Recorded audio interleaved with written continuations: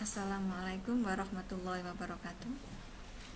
Anak-anak, pertemuan kali ini yaitu mata pelajaran Bahasa Indonesia, yang mana KD-nya yaitu mendeskripsikan isi dan sistematika surat lamaran pekerjaan, menyajikan simpulan sistematika dan unsur-unsur isi surat lamaran pekerjaan baik secara lisan maupun tulis, menganalisis unsur kebahasaan surat lamaran pekerjaan, menyusun surat lamaran pekerjaan dengan memperhatikan isi, sistematika, dan kebahasaan. Tujuan pembelajaran: 1. Menentukan isi dan sistematika surat lamaran pekerjaan. 2. Menemukan hal-hal penting dalam surat lamaran pekerjaan yang dibaca.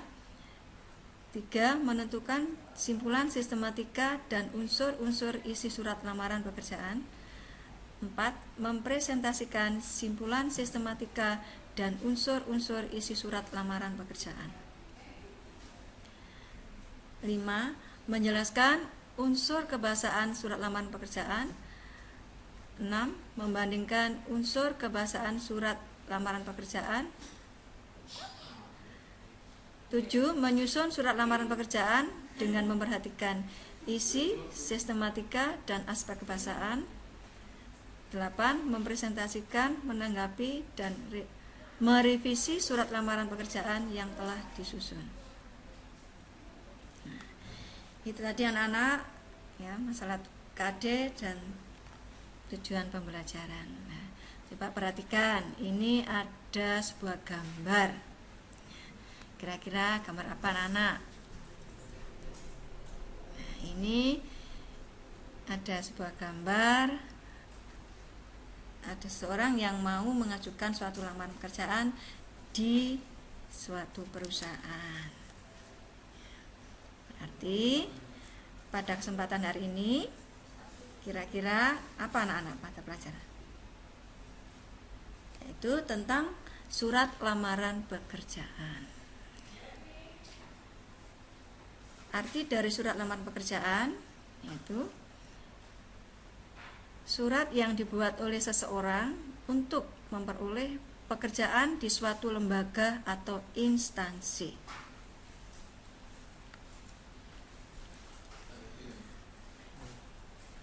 Surat lamaran ditujukan berdasarkan iklan. Surat lamaran berdasarkan iklan adalah surat yang ditulis melalui informasi iklan.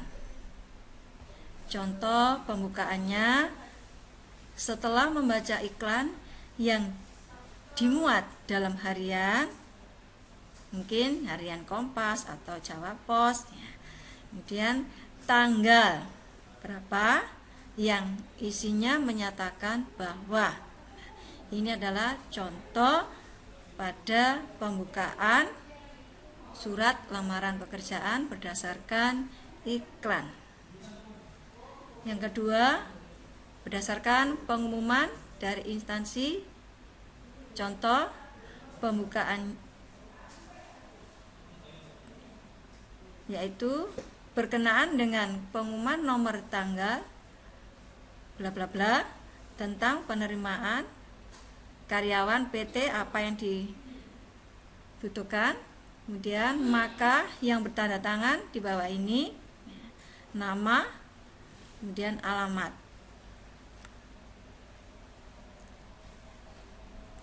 Yang ketiga, berdasarkan inisiatif sendiri, yang artinya surat lamaran pekerjaan yang ditujukan ke perusahaan atas dasar sendiri tanpa melalui informasi.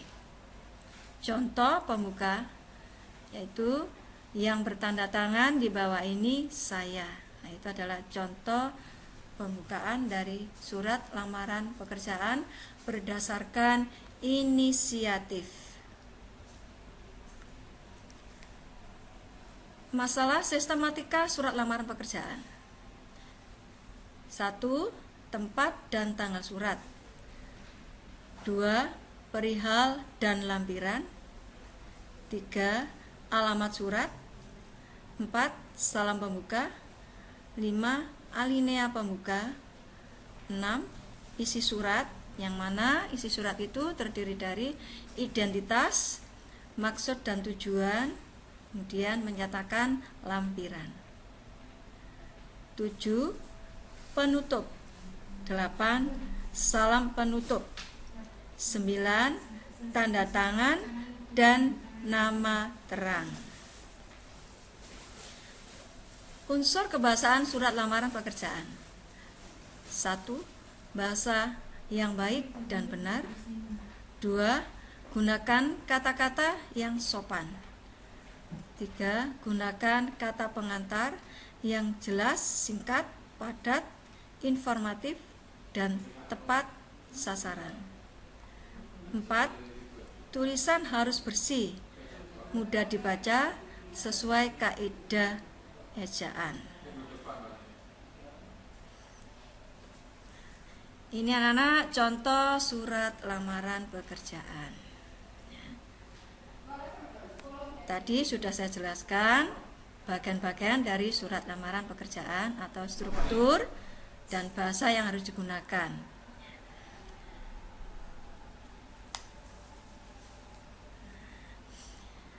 Bogor 1 Maret tahun 2020 ini merupakan tempat dan tanggal surat.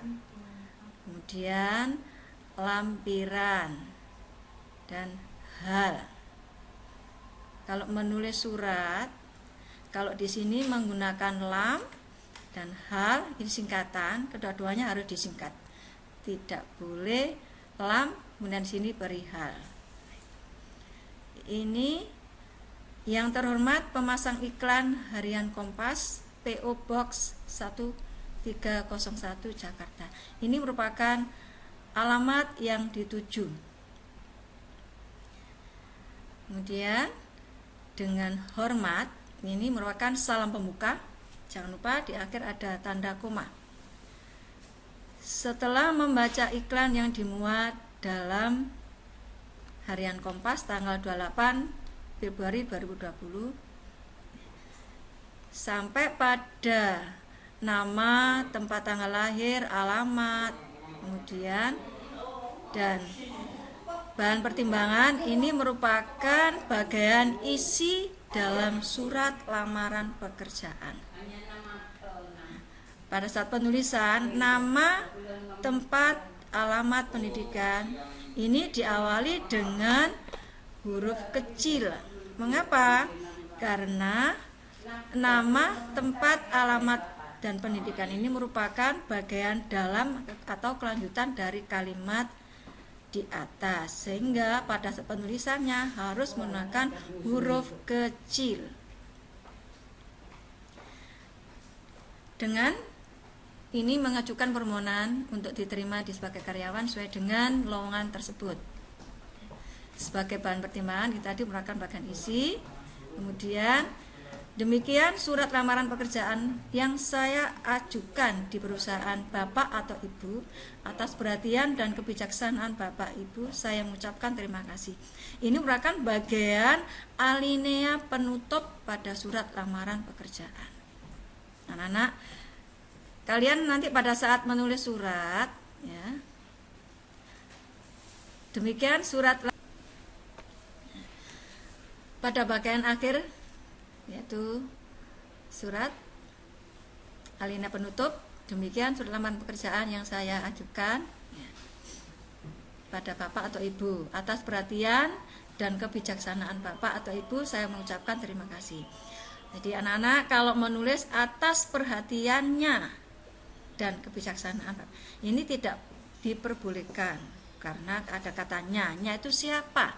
Harus ditunjukkan atas perhatian dan kebijaksanaan Bapak atau Ibu, saya mengucapkan terima kasih. Jadi harus jelas, ya, sehingga menggunakan kata sapaan Bapak atau Ibu dengan hormat saya. Hormat saya ini merupakan salam penutup.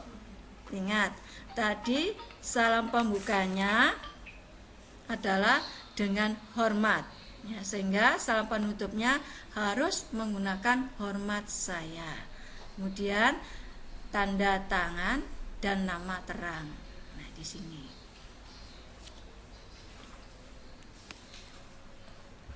Itu tadi masalah mata pelajaran bahasa Indonesia tentang masalah surat lamaran pekerjaan. Saya kira cukup.